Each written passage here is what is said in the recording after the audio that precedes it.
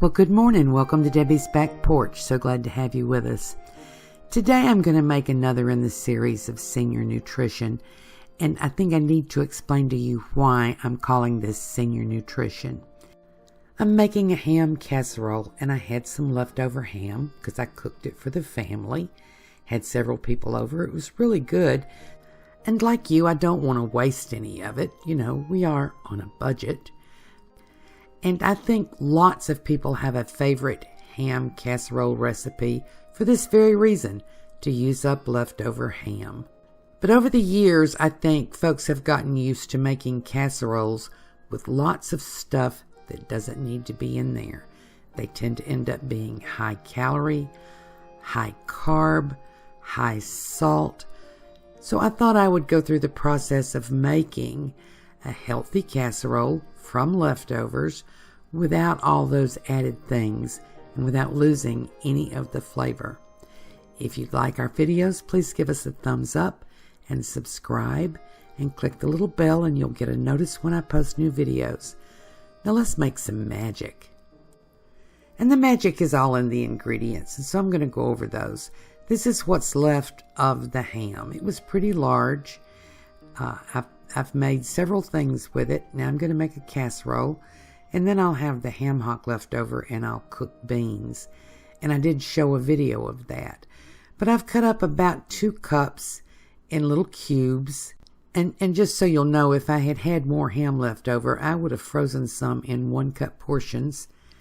Then I'm going to use some riced cauliflower. You'll notice I use that a lot. I buy it frozen, but you can rice your own fresh cauliflower. This is some onions, about 1/2 cup chopped up onion. It's a mixture of white and red, or purple, whichever you call it. This is 1/4 of a large red bell pepper. You can use a green bell pepper. You can use the mix of all 3. Just the bell pepper adds the flavor. This is 1/2 cup of chicken broth. This is a little soy sauce, about 2 tablespoons full. And this is just about 2/3 of a cup of heavy whipping cream. And I have here some extra virgin olive oil. I generally don't fry in olive oil, but I often add it as the oil for flavor. And I may saute vegetables in it sometimes. And then I've got some cheese here. Please don't give me any grief about using pre-grated cheese. There is added cellulose. It's the same cellulose that's in lots of vegetables. It won't hurt you. It might change the way it melts. I also used 1/2 cup of frozen peas and carrots. You'll notice what I didn't use was any canned soup. So we're going to do a little prep here on the stove. I started out with about 1/2 stick of butter, and as I need more oil, I will add the olive oil. So we're going to get a little brown on these onions and get them to start letting loose their wonderful flavor. You know, I often say you could cook onions and mushrooms and serve them on cardboard, and they would taste and smell wonderful. Nothing is like the smell of onions cooking. So I've got those on medium heat in my cast iron skillet, and I'm going to salt them just a little on the top to help them wilt, to let go their flavor. And when you're sauteing vegetables like this, you generally do want to add the salt now, about 1/4 teaspoonful, and I won't be adding the sodium that's in canned cream soup later. And how much salt you add depends a lot too on the type of ham that you had. You'll add less salt if you're using a salty ham, or this casserole could also be made with chicken or turkey, so those won't be as salty. So a little ground black pepper. I'm not going to cook these to the caramelization point. I just want to get a little bit of brown on them and get the flavors moving. And then I'll add the peppers. This was somewhere between 1/4 and 1/2 cup. I had a large red bell pepper, and I cut about 1/4 of it in. If you want more pepper, you can. And if you want to add some peppers with a little heat to them, you can too. If you watch my videos, you know I never do that. I don't care for the heat. Now, I've kept the heat here on medium because that butter tends to burn and turn dark. I like the flavor, but you have to keep the temp kind of low when you're using butter or olive oil. Now we'll put in our riced cauliflower, and let me take a minute to explain why I use this so much. Casseroles generally have some kind of a base starch, but because so many seniors are either diabetic or pre-diabetic, I'm always looking for something to replace the rice or the potato or the pasta, because we just don't need it, but we got to have something. And I do get a little tired of cauliflower. So I have found that with the riced cauliflower and a little butter or olive oil and saute it, and you'll see this is when I'm using the olive oil. Mostly because the butter is, I didn't use a lot of butter. It was kind of cooked away. So I'm adding the olive oil to make sure this doesn't stick, but also because the olive oil brings a great flavor.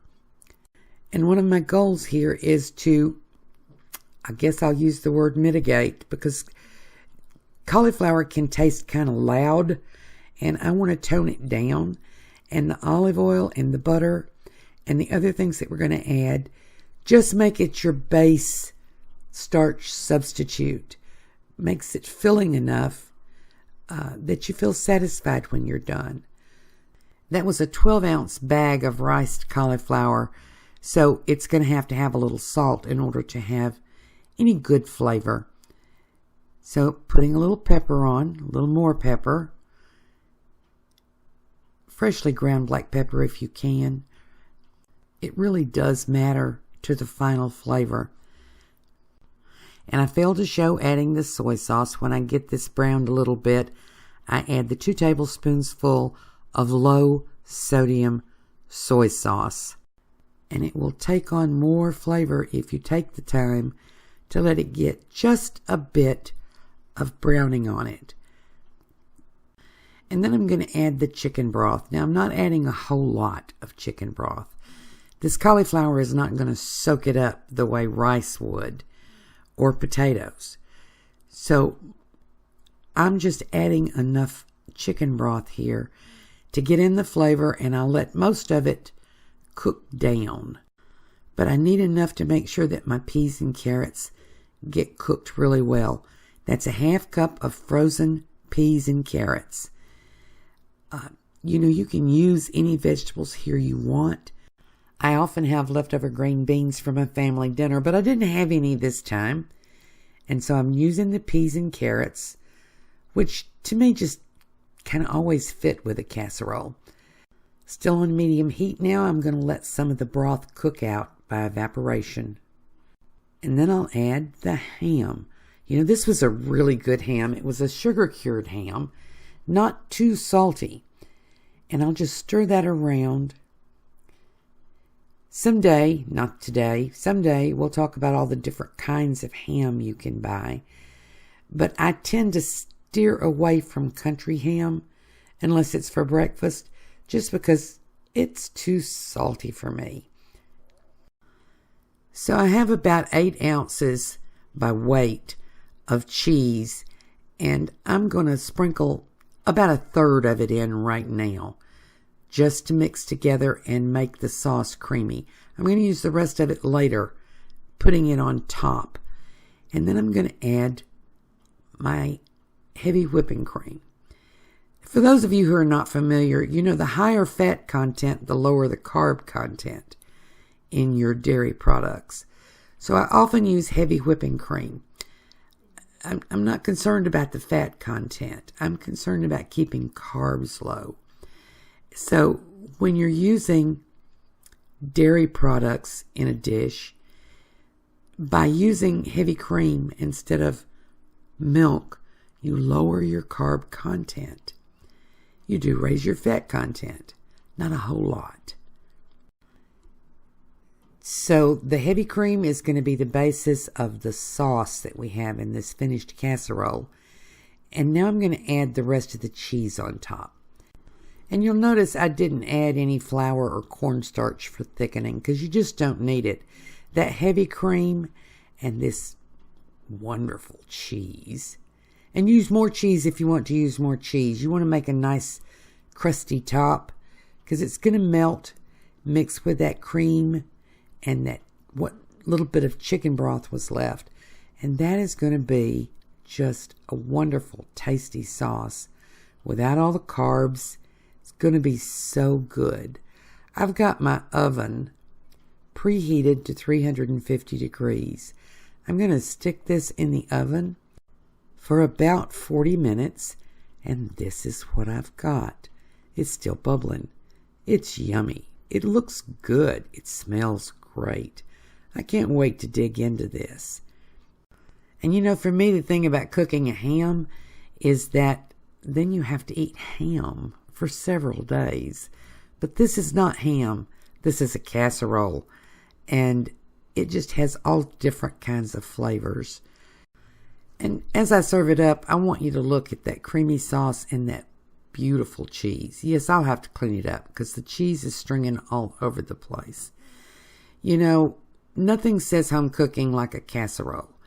But, you know, if you're depending on the cream soups, you're not getting the very best that you can.